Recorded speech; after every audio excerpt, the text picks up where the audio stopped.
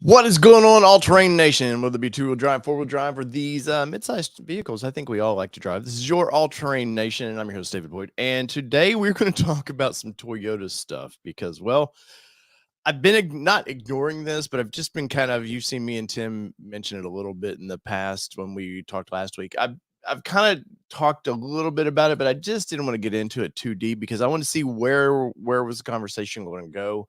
A lot of your Toyota channels and stuff, they're going to hit the topic, and they're going to probably be more versed because they're more integrated with those vehicles.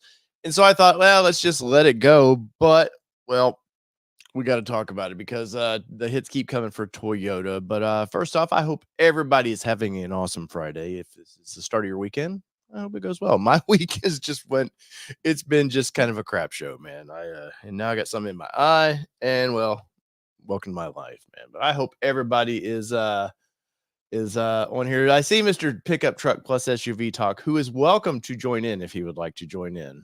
I will send him a link, but I didn't know if Tim was busy or not. So jumping on the bandwagon, he says. No, not necessarily. It's just something to talk about, and it's relatable to to mid-sized vehicles because, well, Toyota's launching so many new things right now, and it's kind of concerning to me that how the audience is, they've got a loyal fan base, and how is their loyal fan base going to, how are they going to accept they're a flawed company now a little bit, as it were.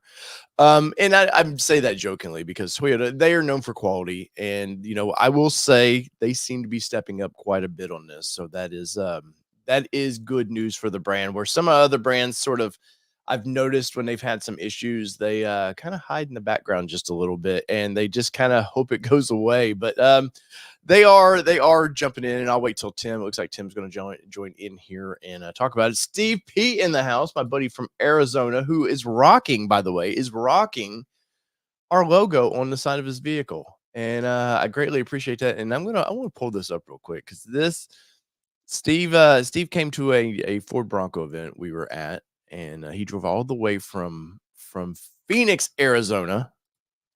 And let me see. It's going to take just a second because it's been a minute. But I find it amazing what people and I do the same thing. If I find something I love, man, I'm all in with it, and I generally just very passionate about it. And I would say I don't know that I would put another brand on my vehicle, but I damn sure appreciate it. I really do. And Steve, I promise you, I'm looking for your photo of this thing because, well, that was in April. So I'm going through my iCloud photos super quick trying to do this. And hopefully Tim jumps in just in a second. All right, there we are, April. There he is. So let me share this real quick because Steve is a good friend, and I greatly appreciate him doing this. So there you can see Steve has the company logo, and now he actually has our Instagram and I want to say Facebook page up there too, man. So I greatly appreciate that. And he's a Patreon and I think a member supporter here on the channel. So I gotta say thank you for all the love, Steve P. And I see Mr. Esterthal in the background there. He's scrambling like crazy. He's like, I wasn't ready for this, man. But if you're gonna be on, I got to keep your facts straight. I can tell right away. So, what is up, Mr. Tim? Just working. Working? Yeah, it's almost 11 here. I haven't showered yet. I haven't done anything. Just worked. Well, I just got out of the shower, so I'm just a step ahead of you, barely. Uh, People it's, think it's a glamorous lifestyle, Tim. They think, oh, auto journalists, you guys just babes, no matter what. Just you're surrounded, by all these fans. Clearly, I have one fan that put their logo on my vehicle. Yeah, that's a little. Okay. It's cool, Right? No, there's a lot of news going on today, and there's been a lot of news going on the last couple weeks, and I just was finishing up a few details in my truck news recap today. I published that, and I was writing a story on some stuff that Stellantis CEO Tavares said. So yeah, thanks. I watched your update video a little bit ago, right after I was getting out of the shower, or no, I was getting a shower and I put my phone on, and I like to listen to something when I'm getting a shower. And I thought, let's see what old Tim's up to. And of course, I have a couple of your news stories already preloaded, man. I was ready to give the old pickup truck plus SUV some love. So one day I'll actually have my own website where I can post my own news stories. But till then, we'll just share Tim's love. There you go. There you go. Yeah, it's I just writing up another story. So no, it's been a busy day. It's been a busy week for Toyota. Been not the best week in their history. There's a lot of conversation about. There's just a lot of conversation online. I've been on Tundra's forum. I give those guys a shout out because they're good to me. Listen to those guys, what they have to talk about, what people on my forum's talking about, and it's kind of interesting because the current thought process is if Toyota doesn't have quality and reliability as their best thing to do, Yeah. they really will pale in comparison to the competitors who offer vehicles that have more exciting interiors, different powertrains, different options. And I thought that was really interesting comment that some of the fan base has been saying, like this is it. Like this is the only thing they buy Toyotas for. They don't really care about all the bells and whistles. They want reliability, and if they lose reliability, then Toyota's really in trouble. Well, because they don't really offer many bells and whistles. If you think about it, you buy a Ford full-size pickup, and I know this is a mid-sized truck show, but it will just get basically over the company today. But you don't get to order options with them. You just get what they build. Even dealers, they just sort of get allocated things and take it or leave it, basically. So yeah, so quality is the only thing they can really hold their hat on as far as customers really paying attention to. Yeah, I mean, and that's the feedback I'm getting back from fans, not from me, from fans who are saying this. And I hadn't thought about it that way, and I thought it was kind of an interesting statement they made, and it does make sense. I mean, I can see why people would say that, but I think it's always fascinating how quickly we forget things, right? So Tacoma frame recall, unintended acceleration, the 5.7 liter had camshaft leaks, the engine, some of those engines went bad. I mean, Toyota is a car company. They will have recalls. They will have out of 1,000 vehicles, you'll have a couple that are going to be deads. It's just lemons. You're just going to have that happen. I think people just are losing their minds at the moment, and I think Toyota will weather the storm, and it'll be better. But it's going to take a while. So I want to stream this to my audience too. By the way, yes, go right ahead, Tim.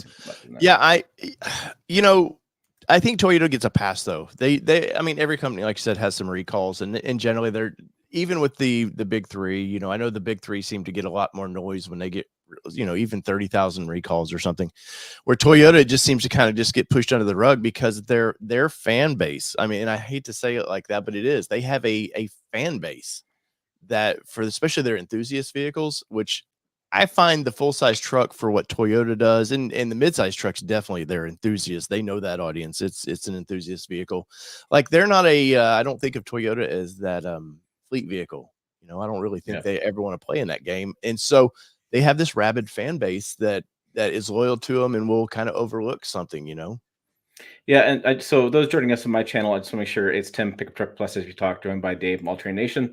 We're talking trucks. We just talked about the Toyotas having a moment in time, a moment. This is week with recalls and things, and how the Toyota fan base is like appalled at what's going on because they have reliability and durability as their two core values, and if they don't have that, what does Toyota offer? And it's interesting feedback I got from the tundras.com forum.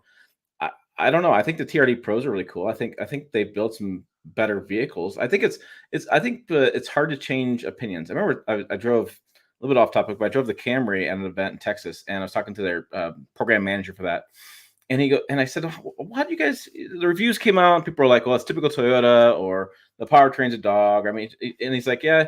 He goes, "It's hard to get people to move forward, to forget about maybe the past image of Toyota's bland vehicles and things, and to embrace the new Toyota that's really trying to push the envelope and being more out there, right?" So I just had the Lunar Rock color Sequoia, which is just and it's funny, I don't give them enough credit for that because it's such a unique color, right? And they have a new Terra color coming out. They've had the Solar Octane. They've had different colors, but we tend to always think of Toyota as having a white, a blue, a red, and a silver, right? I mean, a black. I mean, you don't have that stuff. And so, his point was they ordered a black Camry with a black interior, and it was black on black. First time they ever offered it. And so he was really excited about it. And he's like, "Yeah," he goes, "it looks great. I love it." And I'm like, "Yeah, I mean, this new age of Toyota leadership is trying to push the envelope and get away from the bland of the old Toyota. But if you start pushing the envelope too quickly, I think what you find is recalls and things happening because you have so many changes." I had a friend of mine who's been a Toyota enthusiast for years and years. And he said to me something interesting. He said, this is the first time he can remember where Toyota has really made a lot of changes real quick.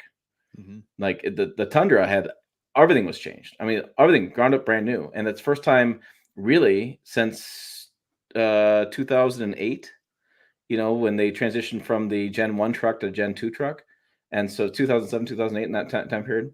So, I mean, they made a lot of changes really quickly. And you'd expect if you make a lot of changes that you're going to miss a piece here and there. But that's interesting. It's just interesting feedback, talking to the fans and talking to people and understanding, what their viewpoint is. And yeah, Fubar puts it out. Hell yeah, I made it. Toyota will recover. Toyota will recover. This is a global company that they've been building vehicles for 100 years. Like they know what they're doing, right? But yeah, it's a very interesting conversations online.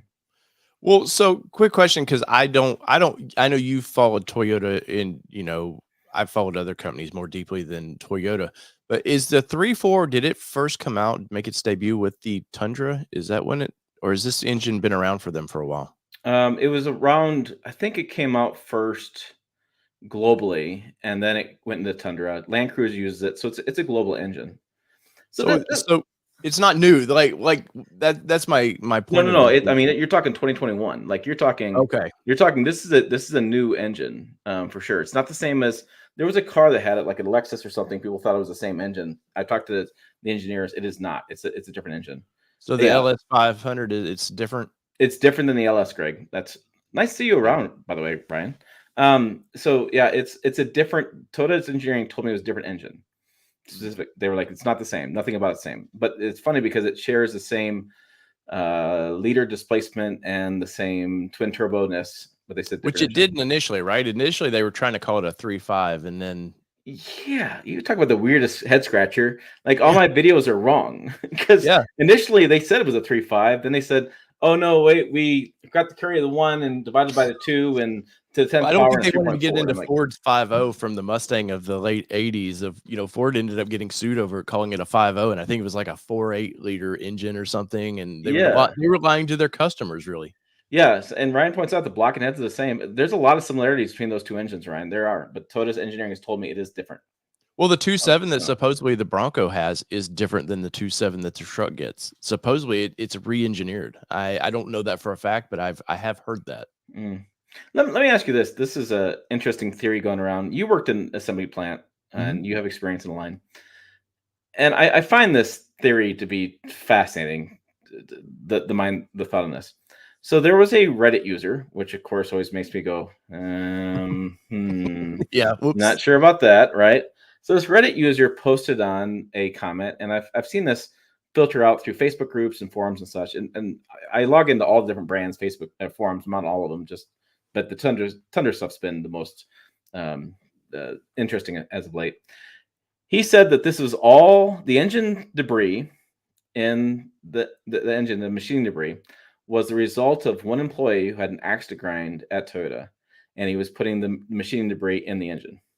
No, because everything you do is so scrutinized, videoed. Like you would be amazed how many I'm sure engineering is the same way, but you would be amazed how they're followed. They're watching everything, and you would go to jail. Like you're talking billions of dollars on the line for you purposely doing something like that. There's no way. I do never see that happening. Yeah, it's been an interesting conversation. And the problem with that conversation is that engine is built at 2 different engine plants. They built it at Tahara. From what all my understanding, I've read the NHTSA documents. I've been to Tahara. They have an engine facility or engine assembly plant there on property. And what we understand is they built it at both places. So yeah, what I really think's happened, Tim, is I think obviously it's machined, it's computer controlled machined. And I think what's happened is at some point when everything's being cast or bored out, I think that something's hiding in a water jacket or something. There's just some slight debris that for some reason either they don't get blown out, or I want to say they dip these things, but for some reason there has to be a cavity somewhere just hiding just a little bit of debris in there, and all of a sudden either a seal loosens up or something and causes that to get in. Because what exactly is is it something with the valves? What is going on with it? So under load, they're saying the machine debris gets in and causes the main bearing to get rounded off and start spinning. Mm. And so you're looking at either, I guess there's two ways that people talk about this, and I wasn't up in my terminology, but there's a short block replacement or the full crate engine replacement. So basically, the dealership can take off the top block, and then they can do a short block replacement, use the Yeah. existing engine, replace the parts, or they can put a whole new crate engine in. And my understanding is it comes down to the Toyota corporate decision making on that, because people are waiting for the fix, and it's like people keep waiting for the fix and stuff, and it's like, well, wait, the fix is, we don't know the fix yet. Like we don't yeah, but they have to know, because if they're saying that it stopped at a certain date, they know what was going on. No, the fix. So they have a new cleanliness standard, and they've been upgrading those. And and so we're trying to figure out, like, people are trying to narrow down to one person, and it's just like ridiculous to me. But it's a design flaw, and I'm like, what? The engine doesn't go bad for everybody. And so what they're saying is the machine debris in there is causing the spun bearing at load or after so many miles or something like that. It's just getting into the engine. So that's where it's at. Dealerships have been replacing engines now for last year, according to the different Facebook groups and forums and such. So when I said they'll probably replace some engines, people got all mad at me, and I'm like, well, but they've been doing that. Like I'm not making it up. Like dealerships have been doing it. There's one dealership went on the channel and said they do 3 to 4 new full engine replacements each month. Yeah. Oh, I don't doubt it at all. And I can see it's probably cheaper, in my opinion. It's probably cheaper just to replace the whole engine and let's get this stuff out, because if you try to fix the problem, then you're just opening yourself up. They're going to have to somehow carry an additional, like, here's an additional warranty for workmanship. Like, it's just better probably for them to go, okay, there's 36,000 miles on it, we're done. Yeah, and what's interesting about it is the conversation online is kind of split. Like, where's the trust factor at? Would you trust a technician in a dealership to do a good job and swap out the bad parts and build a new engine, or do you trust the factory to send a new crate engine and swap engines? It's interesting. People have different viewpoints on it, and my viewpoint is like, so you have no guarantee either way, right? You can decide to put a new full engine in, which is fine, but there's no guarantee that one is perfect from factory, because it's rolling the dice. Or you can trust the mechanic in your shop to do it, which we used to do that all the time. My engine, my 62 C10, is from a replacement from a guy in the shop who did it. So like, it's just a truck. It's just interesting debate online. And then so Steve says I want a replacement, not repair. But then you're also trusting the technician to install the engine and hook it all up. If you look, Tim, if you pay attention to any of the old school repairs, like transmission shops and all that, nobody repairs any of that stuff anymore. Nobody breaks all the stuff down and fixes it, because I think I think the speed to do it, and that being on the rack, they know they can have an engine in and out in a day. Like that's pretty easy and seemingly common for Toyota to do now. But I know there's a place here in Tennessee who gets all of like Nissan's CVTs or whatever that goes bad. There's a shop, they send them, they pick them up from each dealership, they repair them it's basically a factory. So they clean it, flush it all out, get all new parts in it, and then they go right back ready to to be used, I'm sure, as an aftermarket part. But I don't see ever them just going, hey, let's just fix this. I really don't see it. I see, let's just do a new engine. Yeah, I don't know. It's gonna be interesting to see what happens. And then I did a dealership quote and put it on a video. The parts alone were like $24,000, and then labor's about $6,000. People lost their minds. They called me all sorts of names, and I was like, it's literally facts from a dealership. I'm not making this stuff up. Like, and it's always goes back to the funny thing about EVs. Oh, EV batteries are really expensive. I'm like, have you looked at new engines? Right? Like everything's expensive. My golf buddy said his transmission replaced in his Ram 2500. It was $11,000 for new transmission. So I'm like, if the transmission is $11,000, pretty sure the engine. You know what might give them that thought though? Because vehicles are the past 30 years, if I could speak, 30 years, vehicles have been so good You know, it used to be you would get that 50,000 miles. Good luck on Yeah. that thing lasting. I think vehicles are so good now that people have really put that out of their mind of like what repair costs are. Yeah, yeah, and I remember my cousin told me for a long time, he goes, "Oh, you just go get a new 350 V8 for about $500." And I was like, "What?" And I realized he was talking 20 years ago because that engine today is now $5,000. Yeah. Oh, I remember you could go into AutoZone or parts place like that, and you could buy crate engines. It's Yeah. like, yeah, and they were under $1,000, full engine, Yeah, those days are gone. way gone, They're way way gone. gone. So, yeah, I Um, think it's just it's and then you have the Grand Highlander issue and Lexus TX issue that went live yesterday. That was a shout out to Kirk Keifels in this channel. I saw his thumbnail, watched the video a little bit, and then I happened to be the day it was supposed to happen. So I emailed Toyota, and they're like, "Yep, it's right here." So, and that's crazy. It's the driver's side airbag may not deploy in accidents when the driver's side window is down. So, talk about a weird combination of factors. So you have to be in a frontal crash and you have to have your driver's side window down for the airbag to may not deploy. And if it doesn't deploy, that means it doesn't meet the federal motor vehicle safety standards, which means it cannot be sold because you have to pass FMVSS to have your vehicle certified in the United States to be sold to get your title, license, registration, that kind of stuff. Which is that's the detriment for people importing vehicles in the United States. There's a lot of things you have to do to pass FMVSS. yes. And yeah, I was looking over this, and once again, you know, this is a high volume vehicle for them. Of course, this is what it came out last year, I believe, the Highlander, Grand Highlander. Yeah, it came out last year. It's going to be a high volume. I actually had sent it to my friend. I told him to go buy one. He went and bought one. So I just The Grand, I would never buy just the Highlander. I would I, always go to the Grand. It's not much more, I know. Yeah, it's and like it's a a great thousand, two upgrade. thousand bucks more. It's nothing. Yeah.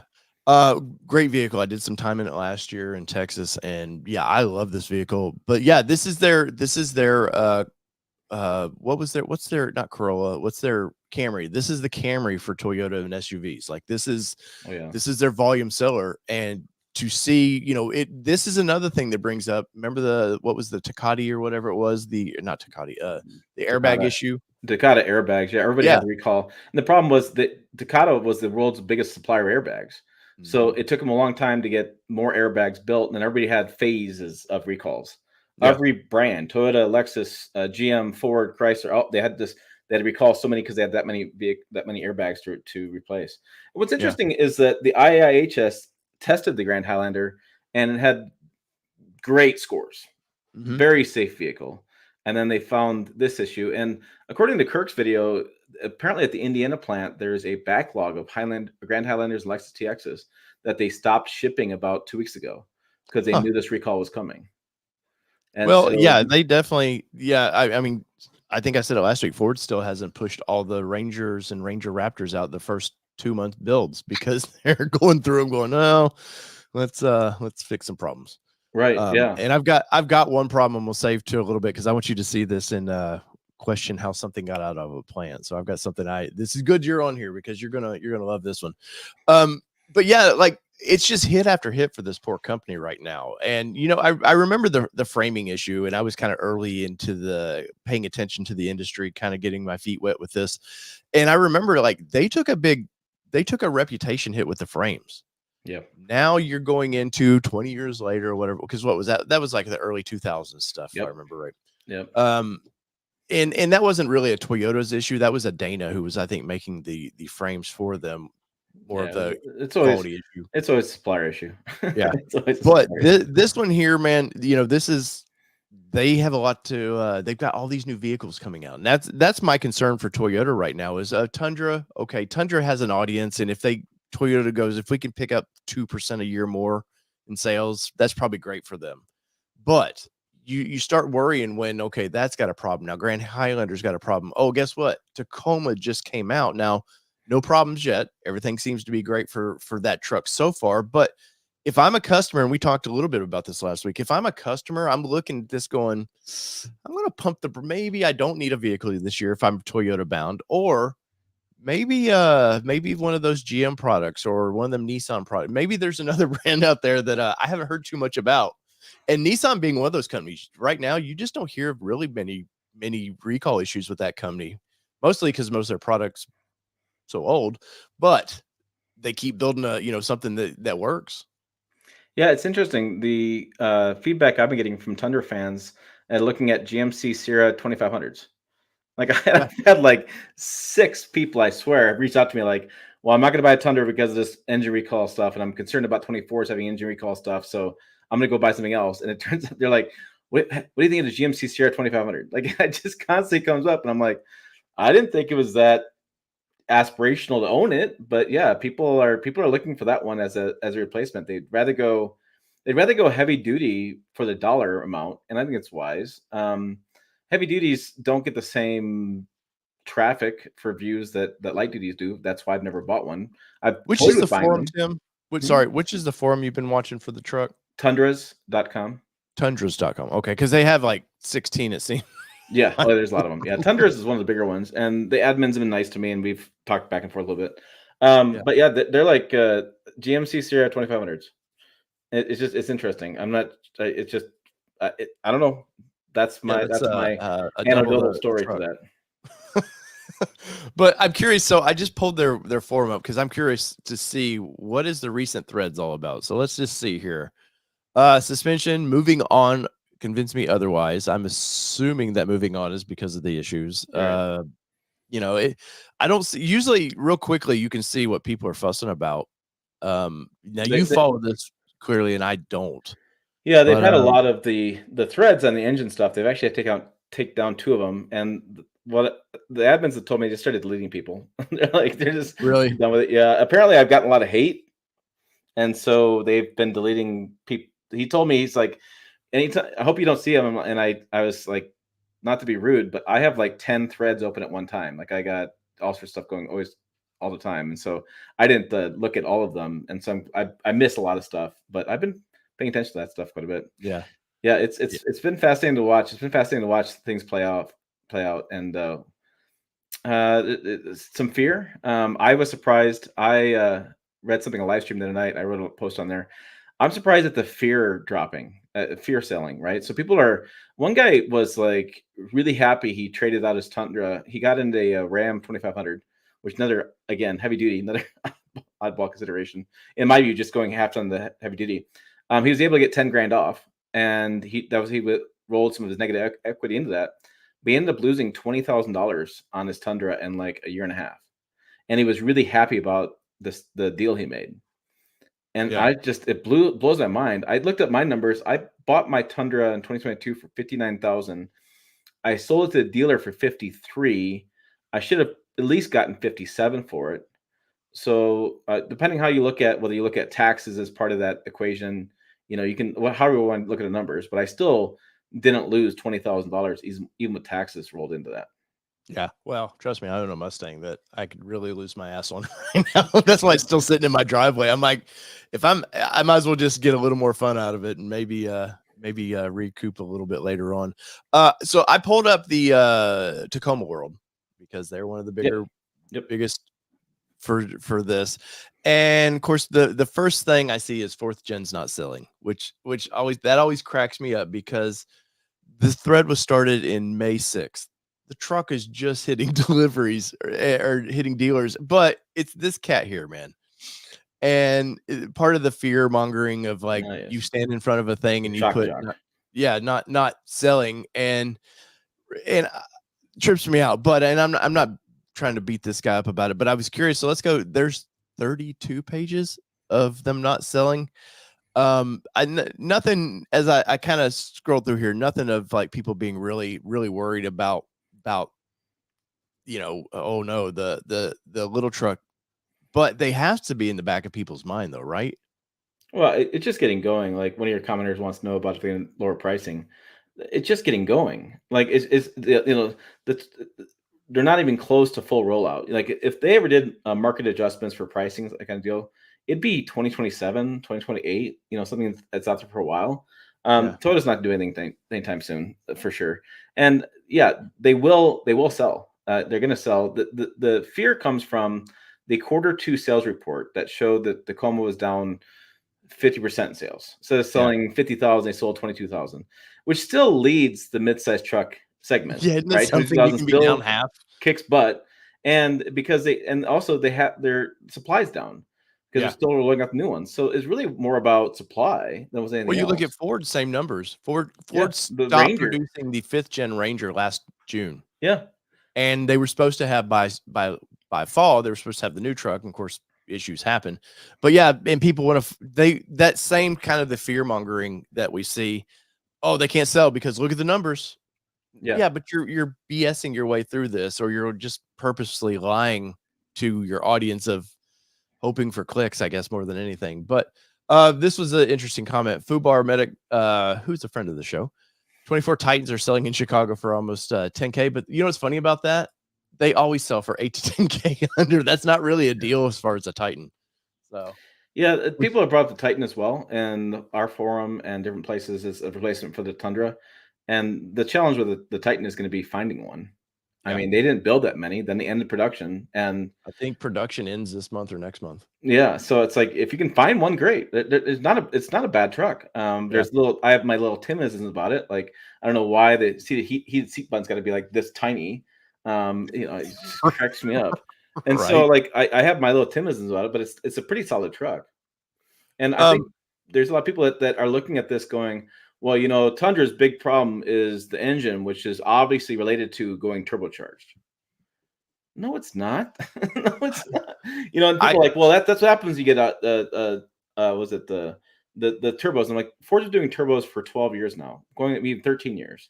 Well, the import brands have been doing them since the 70s. That's not new to them. Yeah, this small displacement turbocharged engines are not new. And I've had people tell me like, I will only buy a truck that doesn't have one. I don't want any turbos. I'm like, well, here's the thing. In the next couple of years, good luck finding one. I truly believe the Frontier is going to get refreshed at some point. We've seen some spy photos, and I don't know how they don't go with the turbocharged engine in that, because if you drive a Tacoma versus Frontier back to back, you're gonna be like, man, this Frontier is slow. And it's not slow. It's just that the full ground up turbocharged engine is going to perform faster off the line. It's going to feel faster than a naturally aspirated engine. Yeah, I think for the Nissan, the biggest hurdle for them is the transmission. I think it's a strong, because the 4-liter they had was pretty strong. I mean, it's only 280 horsepower, but the 9-speed transmission, when I drove that truck, it just looked a lot for where to be. And I think that's just a Nissan learning programming. Will, they'll like you said, they'll do a refresh to this thing and they'll adjust all that. But turbos and torque, instant torque fix a lot of transmission shifting issues. Yeah. So speaking of that, here is kind of what Nissan, it looks like they're messing with the tailgate sides just a little bit. Those are definitely new wheels on it. So that's kind of interesting that the Frontier might get some new wheels. And I hope they get a new interior in this thing, because that is dated. And I love this truck, by the way. I would own this truck, but I don't want to. I owned a Titan in 17. I don't want to own the mini version interior in 24. That's really, that goes back to what, 16s when that truck came out. So I don't want to own that same interior 10 years later. Yeah, I just really worry about Nissan. I like the Frontier. I drove a lot of them. I like the Titan. The company's just weird to me right now. They spent a lot of money on the Infinity refresh, so a lot of money on Nissan Armada refresh, which those things aren't very sales volume. The Rogue is good, not great. They killed the Titan. They want to build new EVs at the plant in Canton, but then they kind of walk back on that a little bit. So I don't know what they're doing. I think the automotive industry is looking at Nissan going, what are you doing? You have that little meme you always put out with a guy with a stick going, come on, do something. And it's just, it just feels that way. Like I like Nissan, like I like their vehicles, but it's like, gosh darn it, like do something, like wow us. Like you did a photo years ago about the Nismo. Yeah. And where's that gone? Nowhere. Oh yeah. It's they're an interesting company. Of course, midsize and the small trucks that was their bread and butter. They had a Sentra, and then they had the little trucks, and that's where Nissan's all their volume and money was.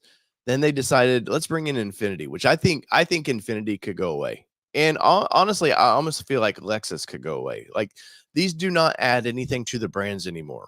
I know we can upcharge whatever, but you could do this under Toyota or Nissan. You can just do a high-end Maxima, or for a truck, you want to do a high-end truck, just do it. It doesn't have to be called something spectacular.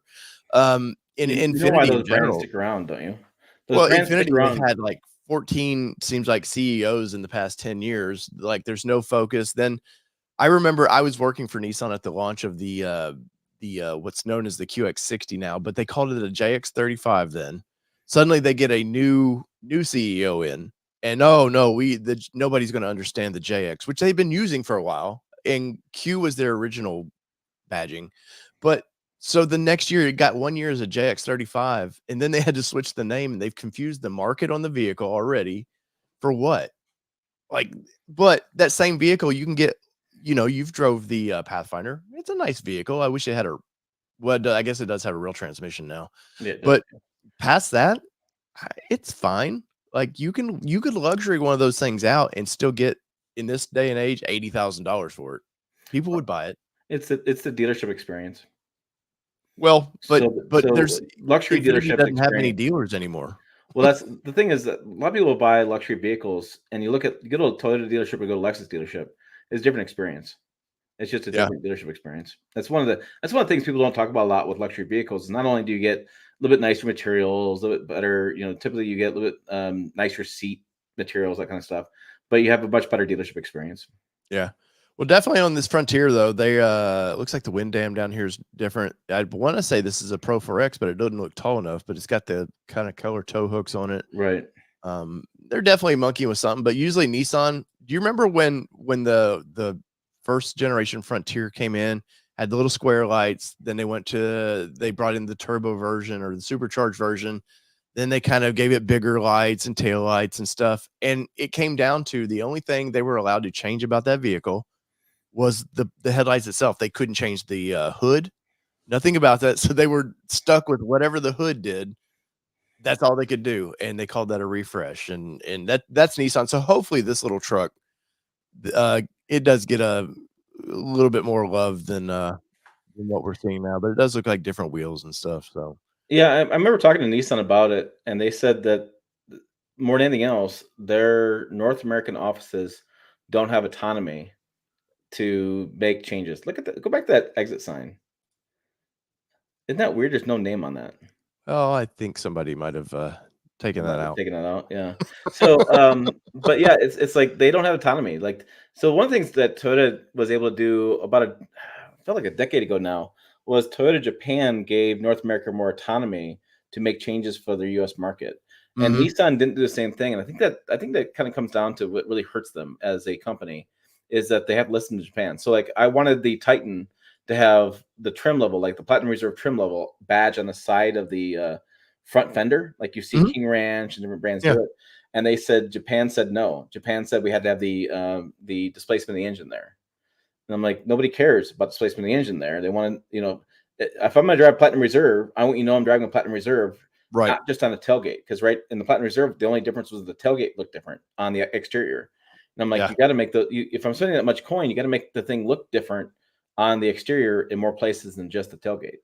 Well, for Nissan too, is when I was at the Chicago Auto Show, I talked to our buddy Steve, who represents them there, and he was really pushing the Forsberg edition. And I was talking to him a little bit about it, and it's like, well, they're not going to do that from the factory. I was like, what are you pushing then?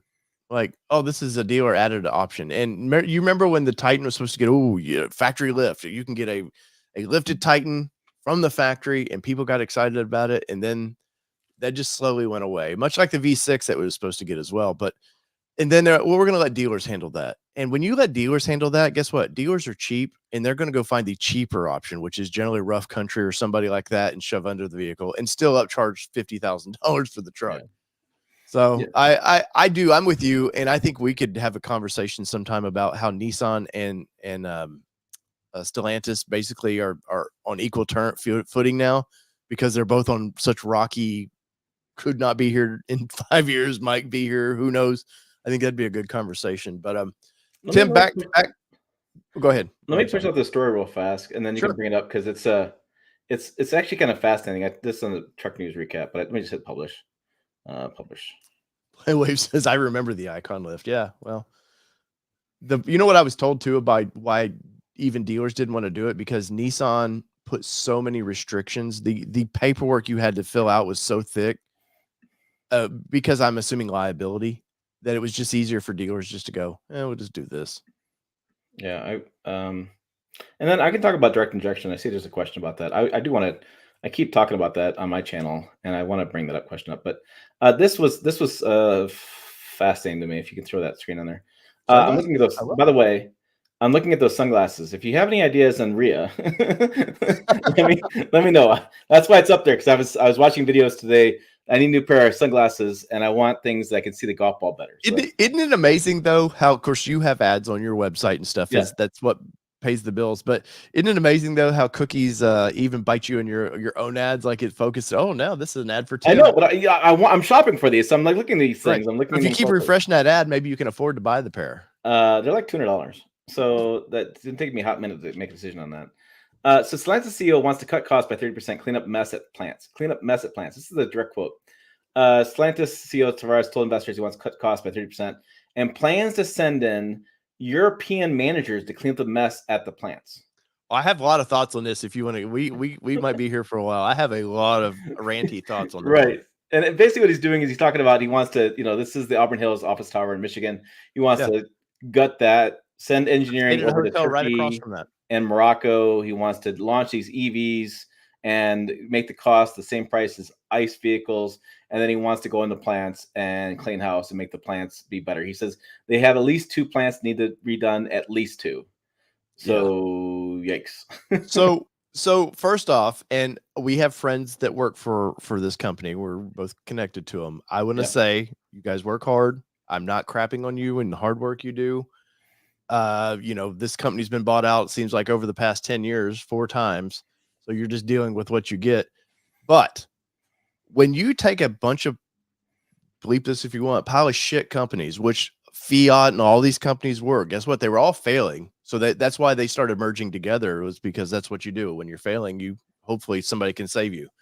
They're going down this GM path. And you have to remember this, Tim, because your dad worked for General Motors. Was in the 90s when they started not failing a little bit. What did they do? They went and bought profitable companies to make their final books look great. Oh, we're still doing great. And then what did they do? They GM'd those companies, like Isuzu. Isuzu was great on its own. GM gets their hands on it, and 10 years or 5 years later, I think they're gone, basically. As far as they had their own little trucks, they turned them into their little S10s. They just ruined the company. So I feel like when this big merger happened and they picked up Ram and Jeep were the only profit. If you look at it, really, I think they were the only profitable companies out of all of them that merged together. And what does poor leadership do? They F those companies up. And I think that's what's happening now. Is poor Ram is that there's nobody left over from the American side that can tell them no. Like, who's going to say no to this European cat? Nobody. Because they don't want to lose their jobs. And I think we've seen it with Jeep. CEO suddenly, he's going to be in parts. And suddenly, when I probably had like a 6-month, then you can leave. Yeah. Oh, he's suddenly gone. And they just lost another one, right? They've replaced, they have a new CEO for Ram. They have a new CEO for Jeep. They have a new CEO for Dodge. They merged the Dodge and combined. So Dodge and Jeep are combined, which makes no sense. Ram's got a new CEO because she came from Chrysler. So Chrysler CEO is now the Ram CEO. It's Maserati's CEO became the Dodge and Jeep CEO. And these are smart people. I'm not gonna. Yeah, 100%. They're in leadership for a reason. But when you have that many changes, it definitely raises questions of what's going on over there. And there's a lot of. My concern with them is the same concern I have with Nissan. They're putting so much effort into launching these EVs that customers aren't buying on a large scale, and then the ICE vehicles are languishing, right? So the Ram finally gets a refresh. It's about a year late. Jeep's finally got a change for the Wrangler, just a refresh, finally. It's like, so I feel like the ICE vehicles are taking a back seat to all the development dollars being spent on EV vehicles. And if that works out, great. If not, I don't know. It's just, yes. Tell me, viewers in the comments, I'm curious, even on Tim's side, which one of these besides Ram and Jeep were profitable? So Peugeot, Vauxhall, Alfa Romeo, maybe. I don't follow them much. We know Chrysler has not been profit. If they had to be on their own, they would be gone.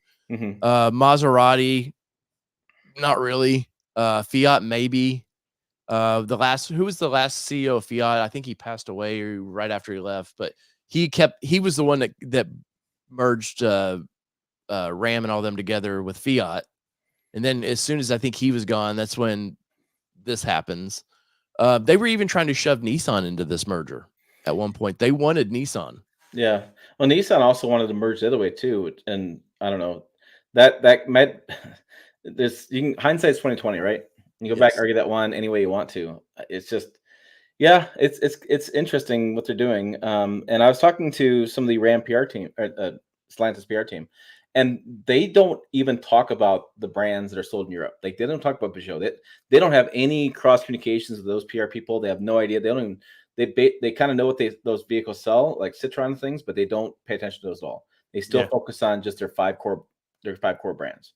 When Ram, did this Jeep, happen, Tim? When did this merger? Was it 19 something there? like 2019, so 20. Yeah, is that when they formed as Stellantis? Something like that. The drug company. So think about that. If I'm pretty, as you're looking it up, I'm sure 21. Yeah. Okay, well, I mean, so it's gonna take some time to get the merger to work out. I mean, it just takes time. 100. Yeah, it takes like a year at least to get it going. But for Jeep, let's just look at Jeep. The last Wrangler came out in 18, so that was pre this company. So they don't know what to do with that now. It's pretty obvious that they don't. But just like the new final version of the Wrangler with the V8, like, oh, people still are buying that. Yes. Oh, we better start. We better keep finalizing that one.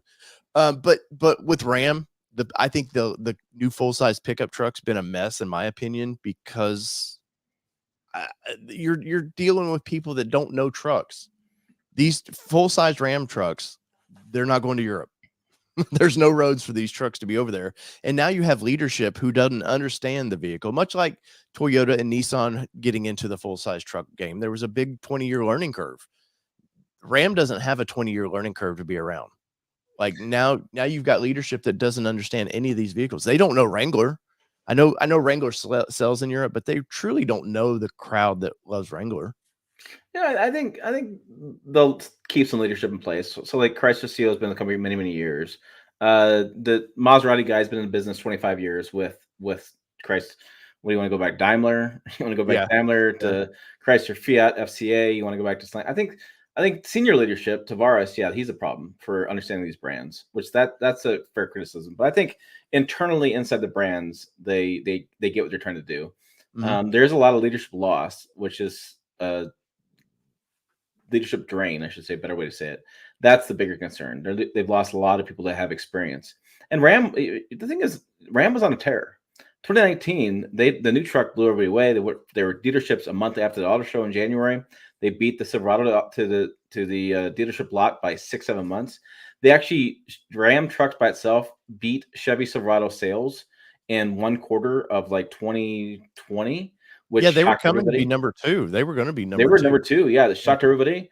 And then the merger happened, and then things got delayed because the merger happens. And so I'll be curious to see what happens with the new Ram truck. I mean, the Hurricane engine is I think it's better back to back versus the Hemi V8, especially offline speed and towing. You can really feel that power output. It's going to get a lot of people concerned though that there is no V8 with a Ram truck. That's going to be interesting to see how it plays out with consumers. I think that they made incremental changes to the rest of the cabin, which is to me smart. The truck already is a good looking truck. It already has a good interior. So they made small incremental changes. I'm like I said, I'm buying an RHO. I'll be curious to see the quality, right? So Ram quality had jumped amazing last 4 or 5 years. And all the quality surveys I've done, it's like they were always at the bottom. Then they started beating the Toyota Tundra in quality. And I think this next generation Ram may eclipse the Tundra in quality again because of all the issues Tundra's having.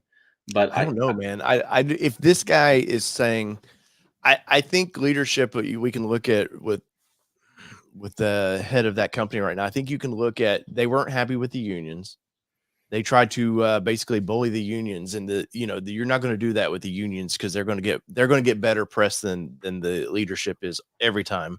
Yeah. But he went in and then he shut the plant down, and then suddenly the UAW and him had issues with that, and they had to, we're going to reopen the plant. Oh, the Belvedere, Illinois plant. Yeah, there's some They learning don't- curve with Tavares and the unions. The unions, though, you talk about being a bully. I think the last negotiations, the Sean Fain, he definitely had a lot of things to say in the press. Oh, sure. that guy. I mean, I don't want to call them a bully, but he really had a lot of things to say. And first time I've seen the UAW leadership that strong in many, many years. And so there's some hurt feelings, I think, on both sides of that equation. But leadership that knew how to use social media too. Like, yeah, that guy, knew how to use Sean it. Fain. He was doing his own videos, Facebook. I mean, he's Yeah. got that dude's smart. He Yeah. knew how to leverage his position. But there was, Of course, I don't know. somebody's getting in trouble over there right now for some wrongdoing again, if I remember right. I can't remember the story. Shocker. Yeah, there was something come out last week, I think, about that. Which is always going to be. That's just how it is. What do you got? You pulled something up here, Tim. Yeah. So there's always this question.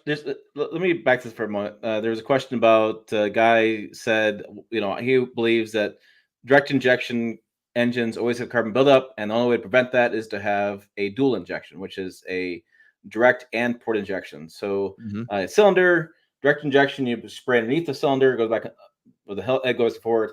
Port, you go on top of the cylinder, you go up and down, so it sprays the top. So it cleans off any carbon buildup on top of the head is basically what happens in general terms. And what's interesting, there's this Ford mechanic, Macado, whatever this guy's name is.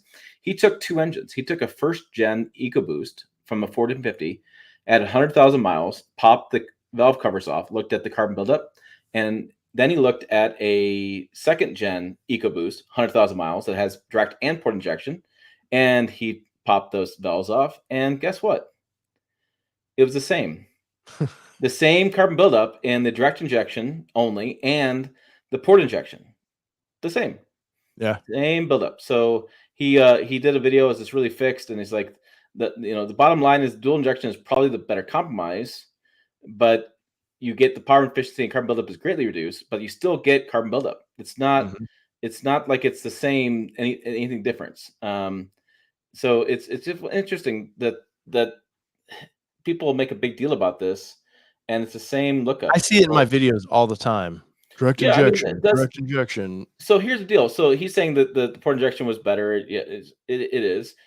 There is less carbon buildup after you really look into it, but like there's still carbon buildup. Like carbon buildup's not going to go away just because you have port injections. Yeah. As I was talking to Toyota's engineers about it, it does help, but it's not the holy grail of carbon buildup. And there's people in that video. It was funny because people were commenting like, "Oh, you just go down and get the walnut shell situation, and it blows stuff out." And I Googled it. The nearest walnut shell blasting place to me is in Kansas City. Yeah. It's like 1,000 miles away. And they're like, and the people in the comments are like, they're all over the place. Everybody's doing direct injection carbon blow up, walnut stuff. I'm like, where?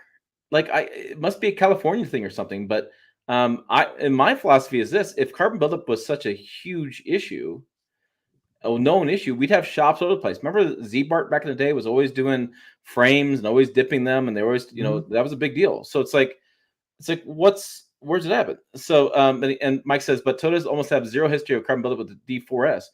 When I asked the chief engineer about that, he goes, it kind of helps. Toyota's out there saying this is not the D4S is not the end all be all. It sort of helps. But this philosophy online is that if you don't have an engine with direct and port injection, then you had better, you're going to have carbon buildup. You're going to have to take your vehicle to dealership once a year and have the carbon buildup blown up. And what's interesting is Ford offers two engines in the Ranger and in the, two engines in the Ranger. The 2.3 has direct injection. The 2.7 has direct and port injection. So in my view, if the port injection was such a holy grail to fix carbon buildup, why wouldn't Ford offer it in all their engines? And Toyota offers it in the D4S. And when I asked them questions about that, they're like, because it helps out the idling and it's just more fuel efficient. Not once in any of the press releases, not once in the engineering conversations did they talk about, hey, carbon buildup. Only when I asked and prodded them did they say, yeah, you're probably right. Probably improve it. Because the thing that's interesting is if you listen to a direct injection engine, it is really noisy. and it idles rougher. If you go direct injection and port injection, the engine's a little bit quieter and it idles better.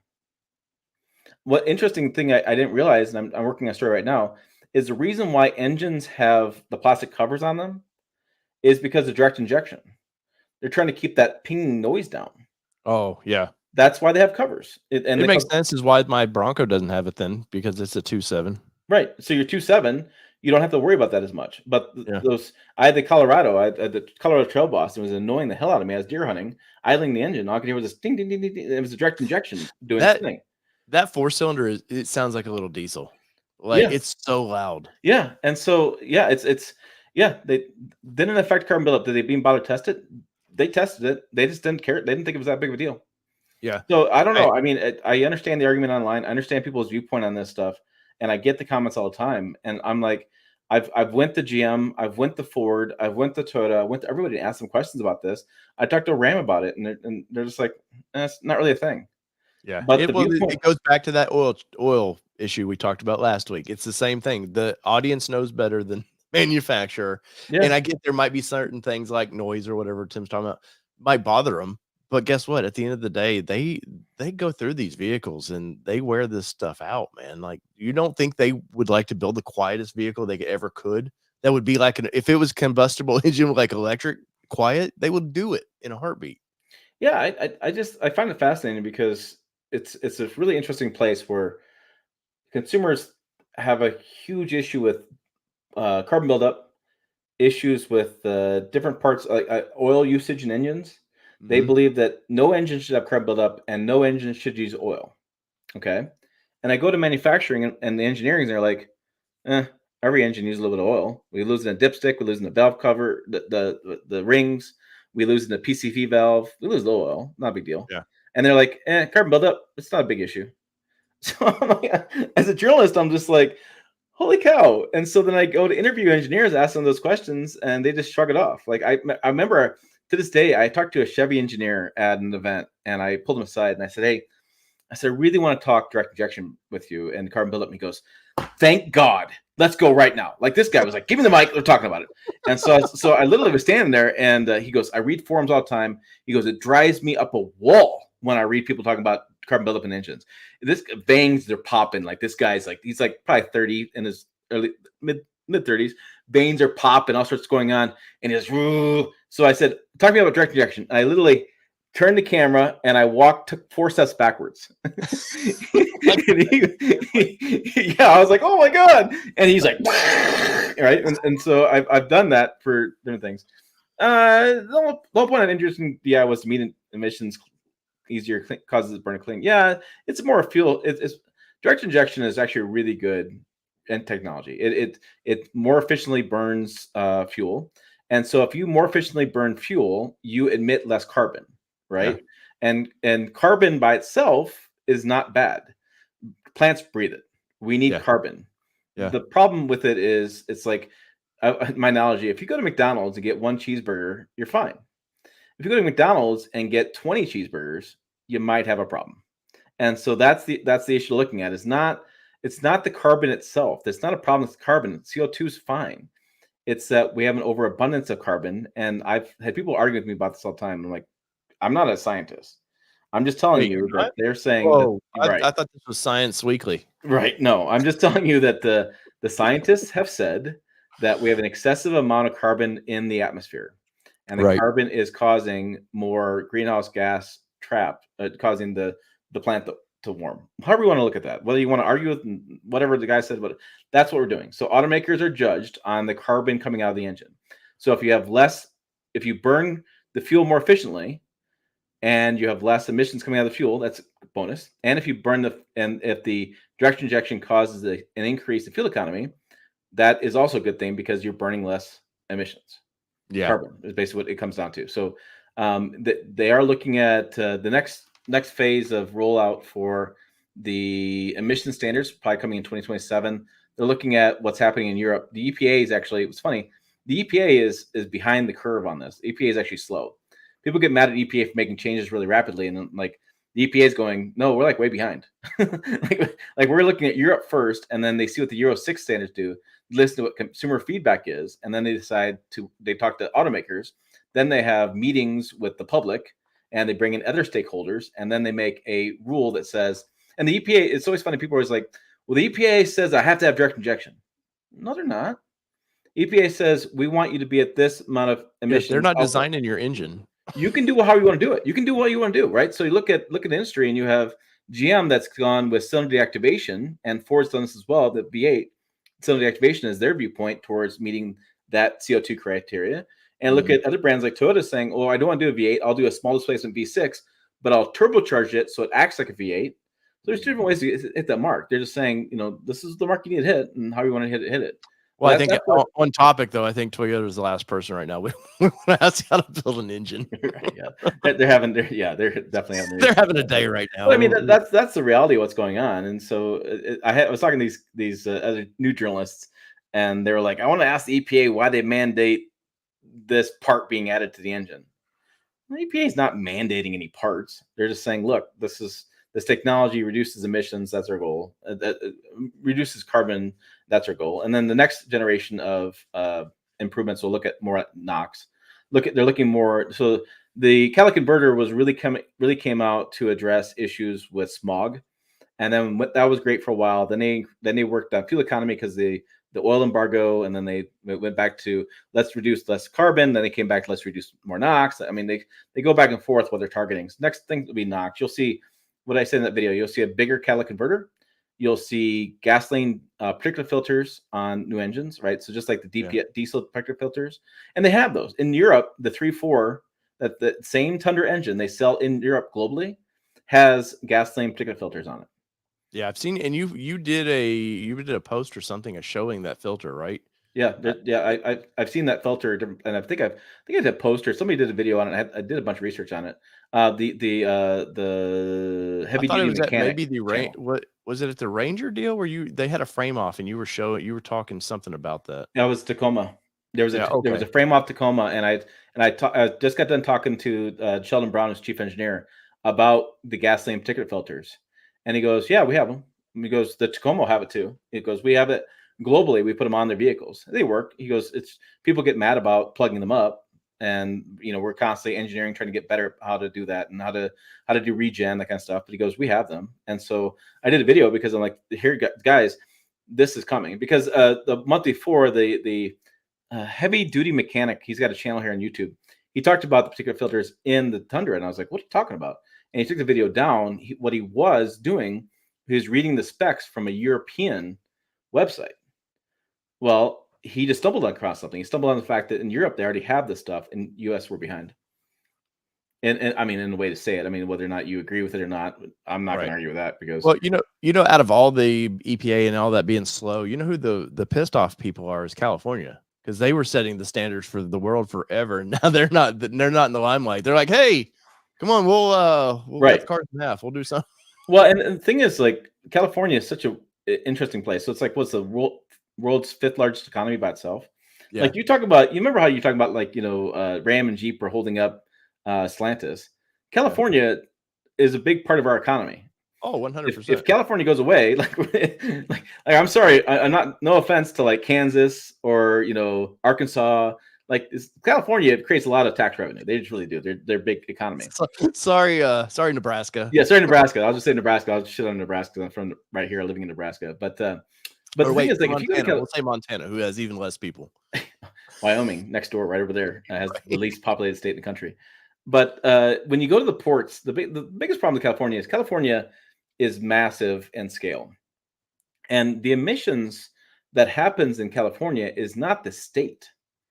It's just the ports. The Port of Los Angeles, the Port of Long Beach have more emissions happen there than anywhere else in the country, and maybe in the world. I don't know about other ports. I'm not going to speak about other ports.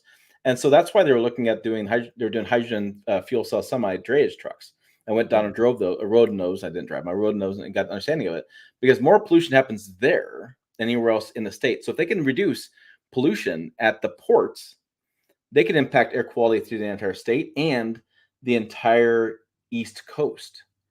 Because the funny thing with air It Well, but flows. you remember you remember in anybody that's ever seen video from that area in the 70s, the smog and stuff. I mean, also Los Angeles is surrounded by the mountains that kind Yeah, of it's trap just air trap. everything there a little Denver's the bit. same problem, right? So Denver's got the western slope, and the winds Yeah. circle in. They push yeah. Yeah. Um, but you know, emissions, that's a tricky one because everybody has a strong opinion on this. And Mhm. you know, unfortunately, we have to follow in whatever state or European Union decides, we're gonna have to follow along with it at one point. And I'll be Yeah, honest, I ditched away with I have an electric weed eater now. Love it. yeah. Well, Never I mix like to read there fuel. too. I now I still like my big gas powered mower, but Yeah, the but electric radiator, man. You just I switched a couple years. I had a still that was the oil and gas, Mhm. whatever the two stroke, and was it two stroke four? I forget. They get the stuff mixed up. But anyways, I ditched that, grabbed an electric one from Menards for like $80, Yeah. and it's so nice to be able to just press the trigger and go. I'll Yeah. do little spots. I don't have to start it up, crank it, pull on it. I mean, there are some benefits to electric. Electric doesn't. Currently we still create more emissions, pollution by doing electric. I Yeah. still believe that the way people are buying electric vehicles and just parking them is going to cause more pollution. The trick with the electric vehicles is when they are manufactured, they create more pollution. You need to drive them to get the overall CO2 reduction. But people buy them and they say, "Oh, I can't drive my car because my car creates emissions and I don't want to drive it." Well, then you're dumb. You just created more emissions by buying the car. Yeah. So This is a good it's a comment right here. I like my yeah. electric weed eater. I like options, not mandates. And I think like with the EV stuff, like car and truck wise, I think people will get curious and want to buy those, but if you force them, they put up a wall real quick. And I think with a lot of Yeah. vehicles right now, that's how it Well, is. Americans, remember you made us buy your tea and we dumped it in the harbor. So screw you, right? Yeah. So I mean that's kind of that's a hallmark. What I get excited about is I don't get excited about EVs because they're just a whole different animal. I get excited about alternative fuels. Mhm. Like I get excited about Shell or doing a lot of work Is to is that create. them with Porsche that were doing Yeah, that? Porsche has their own fuel too. Yeah. Porsche is building their own fuel. Shell's doing a thing with Toyota. I think it's with yeah. Toyota sounds in the top of my head. Creating a different alternative fuel that is renewable fuel that doesn't have any change in that you don't have to make modifications to your engine. You just put the fuel in and you burn less carbon. It was really interesting to me because it's like instead of trying to make the engine so different and so unique and all this kind of stuff happening, why not just make the fuel source different? Yeah. Because if we can make if we can make a renewable fuel that burns less carbon, then we don't have to have turbocharged engines. You can still have a V8 because you wouldn't need to make all these changes to the engine, all these hybrids and things happen in battery combinations if the fuel itself was cleaner. Yeah. You know You what I know, can tell people really don't like talking about is fuel because we dropped 10 10 followers like real quick. yeah, nobody wants to talk about it, but yeah, I, I, Hey, I'm more interested in that than I am any future development of solid state batteries or any of that kind of stuff. yeah, so I have two things I want to talk to you about mid-size truck wise. So, friend of the show bought a brand new Raptor. He's put a little color on it. He's done Oh, some that's cool. things. He's very excited. He was waiting and waiting, and then his local dealership did that BS of like, oh, you don't have to pay, over MSRP till it gets ready to come in, and then suddenly it's going to be over MSRP. So he went and found one on another dealership. It was there. He bought it, had a lot of good time or is having good times with it, really enjoying the vehicle. But Tim, we're talking about quality. This is how it came. So let me zoom in on that. What is that? That is a puncture um in the door. Almost looking like a gun blast, honestly. Yeah, But that's this is how it came to the dealership. Like hmm. somebody rammed something through it, or maybe the dealership did, but um I'd be more likely to blame transport, to blame a dealership employee or something, or yeah, I yeah. blame because those panels come from the suppliers. Mhm. They don't have holes like that from the suppliers. No, I mean, I've seen how they assemble all this stuff. No, but the point of it is that somehow something Yeah, I punctured it, and I the I dealership would let it go out. I would lean more on transport. I wouldn't say that's a factory issue for sure. I think that's definitely because final line inspection with the white glove area. I mean, they go through these vehicles, Whoa, and whoa, that's whoa, whoa, whoa. We've seen obvious. how many F-250 350s have we seen with wrong lights, mismatched lights? Yes, let's yes, not that act can like happen. they really. No, no, I don't think final line assembly looks at that closely. I think lights. I've seen some mishaps with trim. I've seen one Silverado had a chrome over the headlight, and the other one had a body color match over the headlight. I've seen that stuff. They had But Broncos, Tim. They had Broncos coming out with a leather seat and a vinyl seat, yep, I can see that. Yeah, because or I mean, a cloth once seat. you get out of sequence with the just-in-time production, you can get Yeah. some weird problems. Oh But yeah, that no, see to me that hole would be caught by the final line inspection. The different color seats, different color highlights. I don't think final line inspection looks at that stuff as close as they should. yeah, no. Yeah, But I was just what I was curious about was I mean, obviously, it comes in the dealership. They have two options. They can set the vehicle aside, wait for the part to come in to fix that, or they can go ahead and sell the vehicle and just tell the customer, hey, as soon as we get the part, you can come in. But this is a $60,000 truck that came in like this. The poor guy waited and waited. His original dealership screwed him over. He finally finds his dream truck, and then, well, it's So damaged. so the dealership still sold it with that. Yes. Yes. So the thing is, like, you're looking at a cluster of people who've messed this up, right? Oh, So 100%. you're looking at the transporter who should have seen it. You're looking at the final line inspection guy at the plant. Looking at the dealership. So the dealership should do an initial what do they call that? Some terminology for it. Basically, they take all the plastic off. They go through it. They make sure everything's to spec. Mhm. So yeah, I just it seems like there was. Yeah, Doug says drove through Detroit, got hit by a drive-by shooting. Yeah, it looked like a bullet hole to me. I mean, was there anything on the exterior or just that? No, no, just that. Hmm.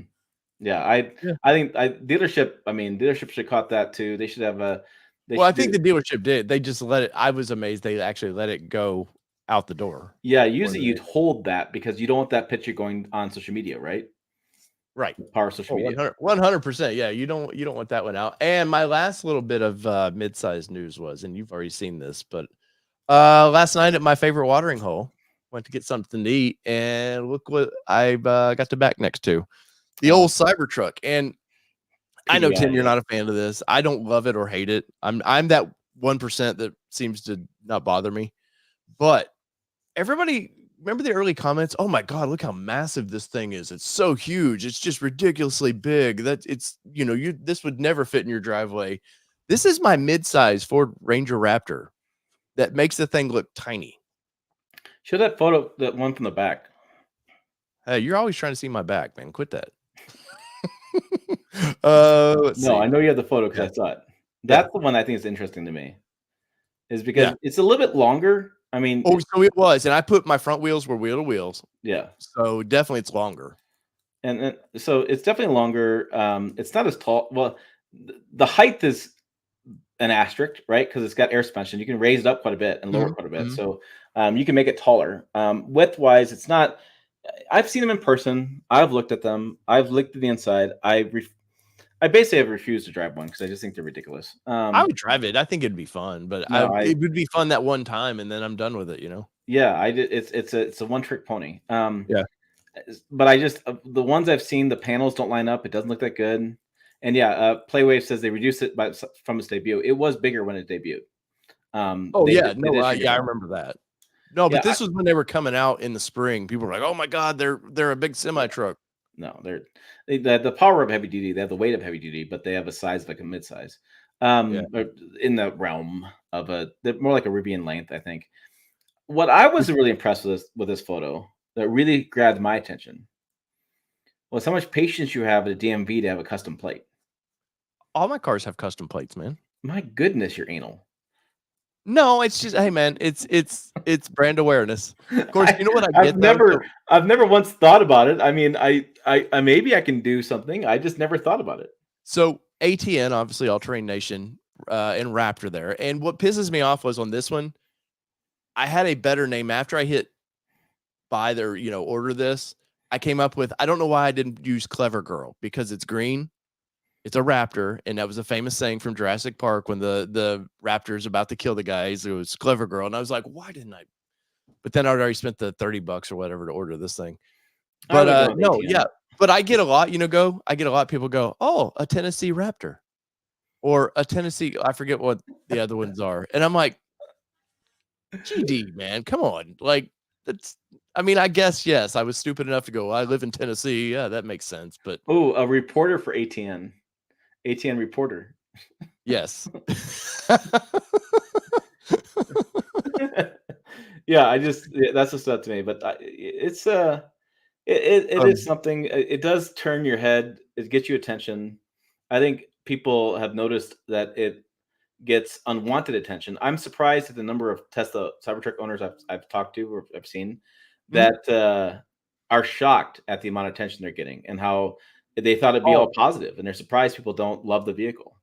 I saw one today that was wrapped bronze going down the interstate. I was like, the guy who's got the Raptor just texted me. Raptor with a hole in the door panel is mine. They told me it was there in northern Kentucky. Bought it in Louisville, Kentucky. I still think that's a weird one. Yeah. Well, I as a person who would want it, I can understand wanting to buy it. And if they say, hey, we'll get a new door panel. Oh, yeah, I take delivery. I definitely take now. They're hard to get. So yeah, I take delivery and let the part come in. I wouldn't, it sucks it's there. You want this truck to be perfect when you take delivery of it, but that's just a weird one. And those panels will come out eventually. They'll have a bunch of supply. And that thing, those door panels are easy replacement. It's actually funny. I was watching this new reality TV series on the border, Mexico border, and they have this car in there, and the custom agents are tearing apart the door to look for drugs. Yeah, and dude just walks over. Let me hand it. He grabs one, goes, and the entire door panel comes off. And I was like, "Holy cow!" It's just clipped in. And I bought the tool set from O'Reilly. There's a little clip plastic. Yeah, a little plastic thing you can do. Clip. Yeah, so because you can snap those clips pretty easily. I mean, you don't want to, but you can. So it's an easy swap. And yeah, I'd still take your truck. I mean, for sure. But I was laughing at the custom agent. There's a lady and a man, and the lady just couldn't quite get it. I'll get it. Yeah, zero F given. Just like, oh, I don't know if I break it, I break it. Yeah, that's what their attitude was. If I break it, I break it. But they basically, I think at that point, I'm not sure if they had confiscated the vehicle or what they had done, but they were tearing it apart looking for drugs. And what is this one? It's something on Discovery. It's really cool, like all this realm of reality TV stuff. But it's basically it's at the border of Mexico. It's the border police, and they film those people and what they do at the border. And I think it's really timely with all the politics on the border. But it was just interesting how it looks, how they do it in person. Yeah. Cybertruck went down the same trail as my Bronco. TFL, they've seemed to test it pretty good, and I think the only thing for these things actually off-road is the weight of them. I think it's been proven with the Hummer. We've seen that thing, like, it gets stuck everywhere. It can't go up anything. Yeah, in the snow and stuff, and the other challenge with the Cybertruck is a lot of people who bought them don't know how to off-road. Yeah, well, it's I find that a lot with new Jeep owners. They think, oh, I bought this amazing Wrangler. It does everything for me. And, they bought a Rubicon, the most capable version of it. And then it's like, yeah, but there's still that 50% that has to know how to drive it, understand vehicle dynamics, the way they move around. And so, yeah, you gotta have people that understand how to drive a Raptor R and stuff, or in the desert and not get stuck. Shut up, Tim. If you guys don't know, me and Tim were on the same press event for Raptor R, and yeah, I had the person in front of me, and I was watching them, and these new engines, the way the nanny features of the engines, once you let off, it was like, let's pull the energy. Let's not allow that. And yeah, I buried the truck in sand going up a dune, which I wouldn't do again. I can tell you that. But I told you, Tim, at the same point, I haven't drove in heavy sand like that before. So that was the first real challenge of doing that. I wouldn't make that mistake again. I was sitting in my truck watching you with some popcorn. Oh, look at that. look at the little guy. He's trying. and then I roll up there, and there's the dune it's a big dune, and you can do basically I'll find it real quick. 2 loops, 2 loops. And everybody's doing the one loop and they're coming back. I'm like, what are you guys doing? So I rolled I think the starting line. Guy we saw went and did the other one too. Yeah. I rolled the starting line, and the guy's sitting there, and he's making sure you go one by one, giving enough distance between you and the vehicle in front of you. It makes sense. It's all lead and follow kind of stuff. And I looked at him and I said, "Can I do both?" He goes, "Yeah." I don't know why you guys aren't doing both. And I'm like, "All right, bye." And I went through it, and then they're like, "If we want to do it again," I'm like, "Yeah, I want to do it again." And so I went and did it again. Well, I couldn't at that point, and you know why I couldn't at that point. Yeah, I know. My belly was like, you're not doing that again. Somebody had the wrong food. $1.99 from Mr. Executive Producer, sir, because Dave is a sandbag. I love it. All right, Andy, back off now. We greatly do appreciate those on both sides. Like Tim's audience needs to give him some super chats. Yeah, I think I maybe make a quarter. Do I get it? Do I get to split that in half, and then YouTube takes their percentage, and then I get like maybe 25%? Yeah, by the time YouTube on both ends gets us, we have like nothing. It's like your Facebook payment you got. Yeah, I got a Facebook payment the other day of 29 cents.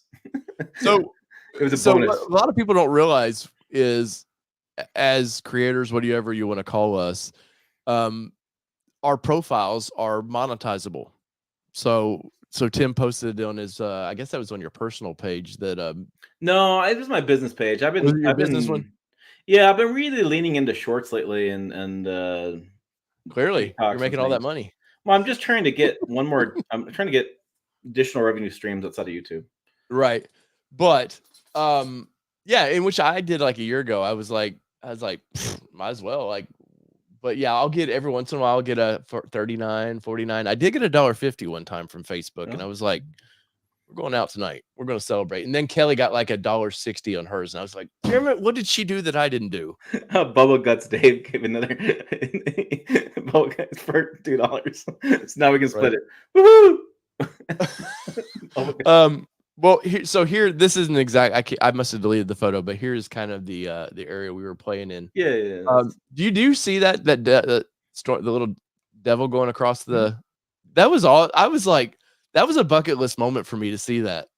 And then I was hoping they were talking. This is where they were staging us to talk, and I was hoping that I could drive through it. I just wanted to drive the truck through the damn thing, and I just saw one yesterday driving in town. We had a big storm roll in last night, and there was a couple of them. Yeah. But I have video of this going right across the front of the truck just the whole time. Yeah, a little dirt devil. Yeah, we see them.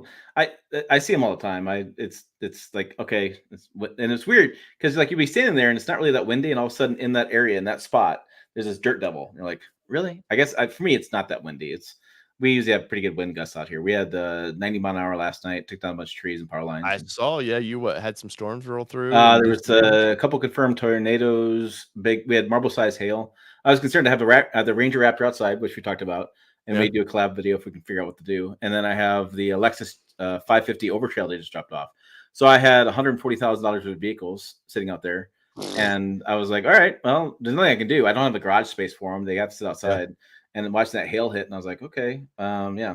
Doug says you see them all those time at dry lake beds in Nevada. Yeah, they're very common out there. Yeah, but because you've never been out there, I can understand why they were interesting to you and why you got stuck. Because off-roading in the desert is a lot different than trail driving in Tennessee, right? So like you're, what's the name of that trail you like going to? Windrock.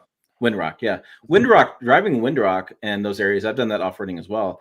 It's a completely different experience than here's an open desert, go as fast as you want. The driving's different. The opportunity to get stuck are a lot different. Like in Windrock, or like we were doing the trail in Wisconsin at the Mama Spring Rally. You got to really go slow, watch out for trees, pick your way through the trail, look for rocks. You got to really much more slow. In the desert, it's like your foot better be on the floor. You better be getting. You have to go fast.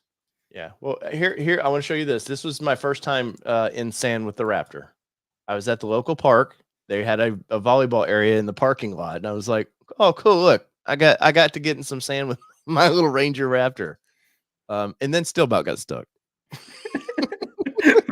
Maybe Dave Sandbag just needs to stay out of the sand. Well, so for this, I was like, "Oh, cool!" Like the night before they had some kid thing they were doing out there. I was like, "Cool, I'll go get a cool photo of the truck out in that sand," and trying to do it sneakily and quick. I didn't want any park officials like going, "Hey, get out of there." So I was like, I ran over there and I'm trying to do this. My daughter's with me. She's just like, "Dad, you're just being stupid. Can we go on?"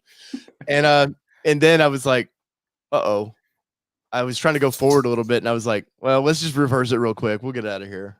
But it's like, yeah, I would be in the newspaper somehow. Local idiot. Big full image.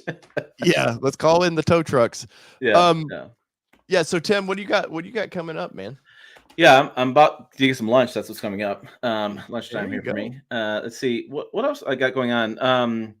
I feel like a lot of good stuff coming out. I have a Sequoia video I shot. I'm just waiting to publish. I have a Lexus TX video, which is odd timing that I'm gonna have to publish because it almost set out for 2 months while the recall happens. It's just weird how that works out.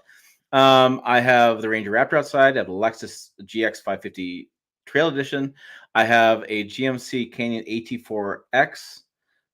Was it AEV? I just got the email on it. Yeah. Yeah. Yeah, AEV, so the basically the bison version. And I You have this jerk. friend down south of me that has 4,000 acres, 40,000 acres, something like that. 20,000 acres. Yeah. Anyways, it's the property is a mile by a mile, Mm-hmm. and it's all ranch land. And so we were out there the other day with the 4-wheeler I have, and the horses were chasing us down because they used to get fed by oats with the 4-wheeler. So they were like, "Ooh, where's our food at?" And Right. so my son is learning how to fly my drone. So I should have some pretty cool footage when we figure that out of driving through there. I'm gonna take the Ranger Raptor down, and we're gonna take the 4-wheeler down to go play the 4-wheeler again. And then my plan is to take the Ranger Raptor out and around in that environment because you're shooting the stuff in Tennessee where you have a lot of trees and things. And for us, like 6 trees is a national forest. So it's a whole different atmosphere and different landscape. And I just feel like the Ranger Raptor out here is just gonna be a lot of fun. Once you gotta, you gotta do the pre-course check, right? You gotta look around, see what the course check is. Yeah. Yeah, probably don't disagree. I've taken a lot of shit on it. That was, I mean, it was a creek, but that was a public road I was driving through. I had somebody from California going, "You're really hurting the whatever." When I was doing a spinning in that truck, I was literally on a road. Yeah. So I'm looking forward to that kind of stuff. It'll be fun. It's gonna be a good time. And I Yeah. just have what's great is I'm home. Thank God. I'm home for like a month and I have all these cool vehicles coming in. And so Yeah. I get to do a lot more work with them. I'm gonna do some nighttime stuff. I'm gonna do some things that, I get a chance to do. So I can't wait. And then this is the cool thing. I haven't talked about it a whole lot, but I believe I'm going down to San Antonio in mid-July or end of July to do an event with XPEL. Mm-hmm. XPEL is the company that they have like coatings they put on wraps and things that protect it Yeah. for vehicles from getting dinged and danged with the rocks and things. And they have the gravel monitor, what do they call it? Gravinator, something like that. It's basically a gun that fires gravel. Mm-hmm. And we're gonna fire gravel at some truck. That's double whammy for you. I know. They emailed me and like, I think you want to do this. I'm like, oh hell yeah, I want to do that. I'm gonna fire gravel at things. So they're working on the flight plans right now. I really didn't want to go. I wanted to be home for July, but I got this invite and I was like, yes. And it happens to be our July is full. Like my wife's at camp, my kids are at camp, all these things going on, and it happens to be this one period of the week that I have a couple free days, and I'm like, sign me up. I'm gonna go fire gravel at a truck and see how the XPEL holds up to this, which I'm assuming they'll hold up really well. But I want to fire gravel at a truck. I mean, hey, when do you get these opportunities? Right. I'm a big fan of theirs because I love their paint protection film they do, but then they do a matte version, so you can like matte your vehicle just with their clear films and stuff. Yeah, I don't know much about them. I've heard of them, and I know they're the leaders in that industry. Roughly about them, but I can't wait to go down and spend time with them and their team. And I'm sure there'll be an engineer person there, whatever I could talk to. And I'm going to learn a lot. And that's the thing that gets me excited and gets me up every day is learning something new and then sharing with the audience what I learned.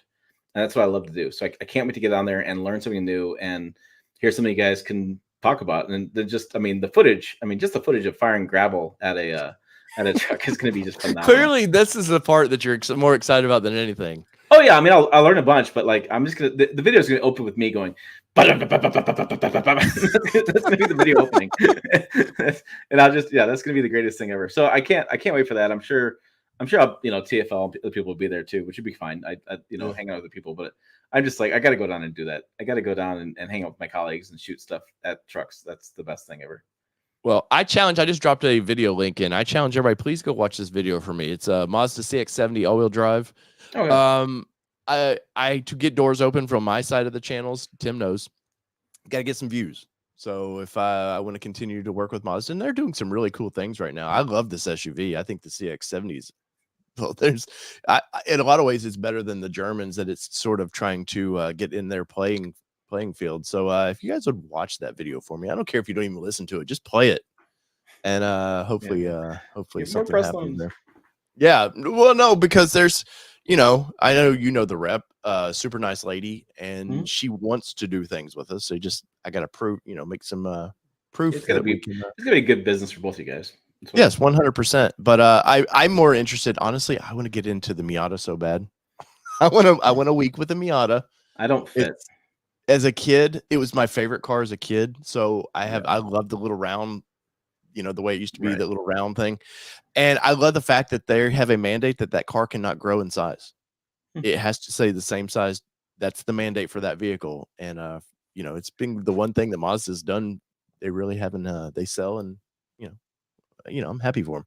But I want to do some time in that car. But you're talking about getting into the AT4X. Like I've reached out to GMC this week. Hopefully I'm getting a Colorado coming up. So I would like to do Canyon. some more time. No, the Colorado. Hmm. I want to do some time in the ZR2, some actual time, because you get these press events we go, like the Mama rallies and stuff we do. You only get a taste of kind of what that vehicle's like. You don't get to, like, Tim will have his press loan for 7 days. You get more of a feel for Yeah, that. yeah, and you're not rushed. You're not around a bunch of people. Don't have distractions. Like I can go. Like I'll probably this afternoon. I want to take the GX 550 out for a drive. I drove it this morning and it really hit hard on some of the pavement, and I didn't like the way it rode. So I want to just There's been some people complaining about the ride of that thing. yeah. And I know my colleagues were talking about the hood flutters, and I want to go check that out too. So I want to get and that's the thing. It's like I can just grab my phone, throw a podcast or something on, and just go for a drive, Mhm. and and get a better feel for it. And you don't feel as rushed. You do better videos. It just I don't love press drive events as much as I used to, and so I much prefer press loans. And press Well, drive there's nothing events, you have like to your Grenader video where you've got the rep in You're the right. Yeah, yeah. I mean, behind you, and you're like, well, I can't really. I mean, you can't. You can, but it's not good business on both parts. If you're like, this is a pile of shit. This thing, ladies in the back going, oh great. yeah, I mean, I have had some criticisms at events, and engineering and I have had conversations, and they ultimately agree with me. I mean, I don't say agree with me. They just ultimately we come together and say, okay, yes, Yeah. yeah, you're right in this. And so, and then I really nicely say it, because you don't want to. Every vehicle's got its pros and cons. You don't want to crap over the vehicle and be that guy, because if you're always a guy that's always hating on every vehicle they get, it becomes an old song and dance. I mean, it Yes. gets old Like really the channel fast. we were talking about earlier that I Yeah, just had to those show. shock Like, track channels. I mean, if you look at I shared it on the forum, pickup truck talk, about the motor feed and his analytics from view stats, and you see his stats are like freak out video, yeah, then nothing, freak out video, then nothing. That's why he has to do them. He has to keep it going, because if he doesn't get this, they get addicted to it. As a creator, it is addicting to see a video. You watch the real time numbers Mhm. moving. That's addictive. Yeah, but And he's those got guys no, are like, getting. it's not it's mine's more linear. I get some hits here and there, but more Yeah, linear yeah, growth, because I have so much content that's evergreen that people want to watch reviews of, and they want to, they want to know things, and his stuff's yeah. like Well, those guys get a big payday on one video, and they're like, I got to do that again. yeah. And that's not why we're doing this. I mean, honestly, I want to earn a living from this, but at the same point, like, I, I they'll be gone. Your audience will be gone in a year. Yeah, And to me it's all about integrity, right? So why yes. would I jeopardize my integrity by doing one of those videos when that's all I have? Yeah. Oh, 100%, man. I feel like both audiences, they know if we said, hey, this is a pretty good vehicle, in our opinion, it's a good vehicle. It's not bought and paid for. I even seen, we'll win with this, Tim. I even see that I don't know why TFL is getting this bullshit of just they're bought and paid for. I don't know where that's came from all of a sudden. And I Yeah, was it watching seems their weird. live stream yesterday, and Nathan was kind of defending themselves a little bit. And I'm like, you guys shouldn't have to defend yourself, man. You're not bought and paid for. Like, it bothers me that any of these people think that any major outlet is bought and paid for, because they're not. No, it's not. I We've mean, talked about in the past, Doug DeMuro is so anal about, he won't even he pays for his own flights, his own hotel rooms and stuff, which some manufacturers will put you up in. Like when I went to Palm Springs, Ford paid for my hotel room, my flight there. But there's also, I'm working. They're just hoping to get some attention on their vehicle, and I don't feel like I'm being bought and paid for by Ford of if they never send me to another trip. I don't know a I'm single gonna be journalist who's honest. bought and paid for. I don't know anybody that because you. Have I you mean, seen 'cause that? Like they're being attacked right now. I don't know why all of a sudden a crowd is like, "Oh, you're bought and paid for." I don't get it either. I mean, they've done good work for years, and why would you? My integrity is priceless. I'll Mhm. never give that up. Yeah, but I don't know. I don't know where that was coming from, but I kind of wanted to mention that. And Nathan was nice enough, though I did give him a super chat. He was nice enough to say some nice things about me, him and Andre. So I've got to get those guys on here sometime. I want to talk with them and you and because they're old school, you're kind of mid school of where I'm at, and then I'm the young pup of all this. I'd kind of like to get some opinions, Yeah. maybe down the road. Nathan's been on the show before, and so is Tommy. Yeah. Anyways. All right. So there you go, guys. Tim's belly's rumbling over there. I can tell. See his little cheeks are getting red. He's getting hungry. So hopefully these Friday shows are working out for you. I don't know whether Tim, has time or never, but when he is, he jumps on. But I think we're just going to continue to do these little Fridays around nooners kind of deal and talk for an hour or so and have some fun. So in the comments below, you know what to do. Leave us a comment on Tim's side. He's going to read them. I know he likes to post some of the silly ones up sometimes, so he does enjoy the silly comments. I do. But on both sides, let us know what you think of this, especially if you're rewatching. That means a lot that you're paying attention. So whether it be two-wheel drive, four-wheel drive, or these badass trucks we all like to drive, Tim. Thanks for watching, and we will see you down the road. Peace.